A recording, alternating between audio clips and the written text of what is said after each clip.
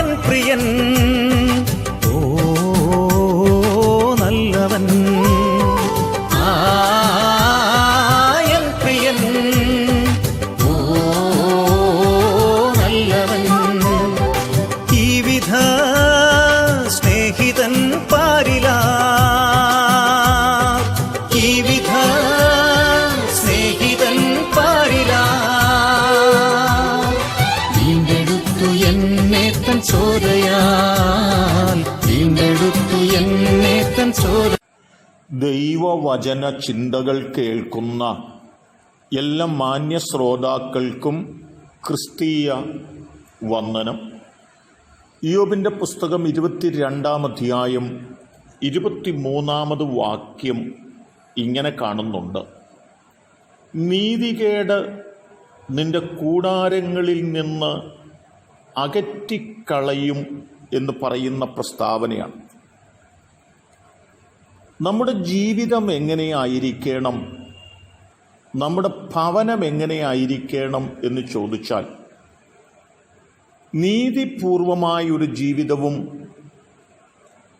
അനീതിയുടെ കൂലി കൈപ്പറ്റാതെ നിഷ്കളങ്കതയോടും പരമാർത്ഥതയോടും കൂടി ജീവിക്കുന്ന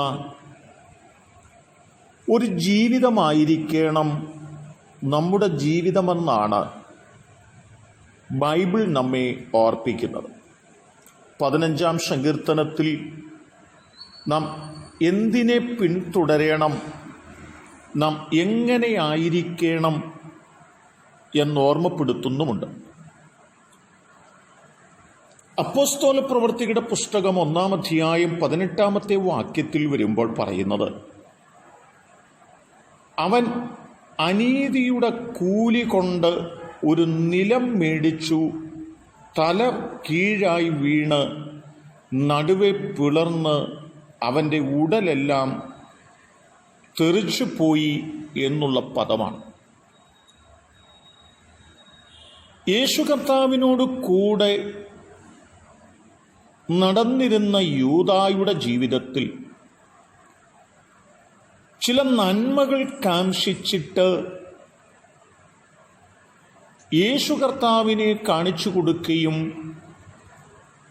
അതിൽ നിന്ന് ലഭിച്ചതായ നന്മ കൊണ്ട് ഒരു നിലം വാങ്ങുകയും ചെയ്തു. അത് അനീതിയുടെ കൂലി കൊണ്ട് വാങ്ങിയ നിലമെന്ന് ഓർപ്പിച്ചു പറയുന്നുമുണ്ട്.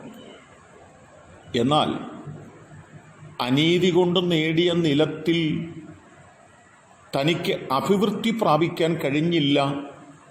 അത് തൻ്റെ നാശമാണ്, താനായി തന്നെ വിളിച്ചു വരുത്തിയതെന്ന് ഓർപ്പിക്കുകയുമാണ്.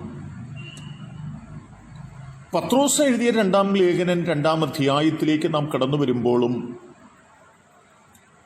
12 മുതൽ 16 വരെയുള്ള വാക്യങ്ങൾ വായിക്കുമ്പോൾ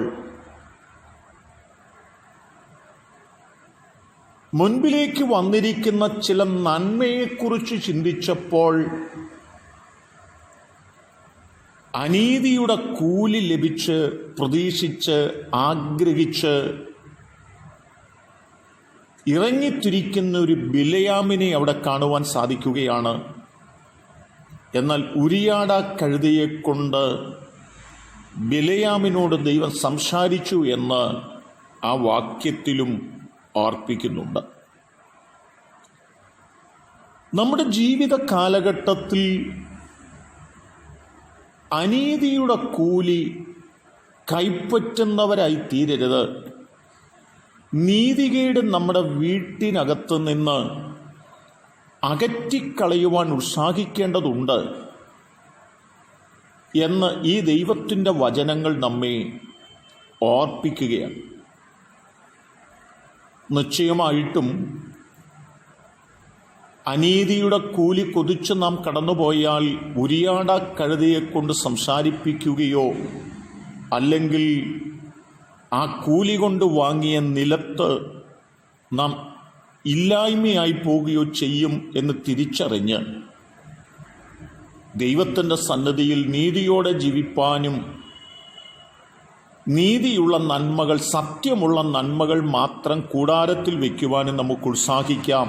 അതിന് ദൈവം നമ്മെ സഹായിക്കട്ടെ. കരുണയുള്ള ദൈവമേ, നല്ല കർത്താവേ, യൂദയെപ്പോലെയും ബിലെയാമിനെപ്പോലെയും അനീതിയുടെ കൂലി ആഗ്രഹിച്ചു പോകുന്നവരായിട്ടല്ല, 15-ാം സങ്കീർത്തനത്തിൽ പറയുന്നത് പോലെ നേരോടും നിഷ്കളങ്കതയോടും ജീവിപ്പാൻ ഞങ്ങളെ സഹായിക്കണം.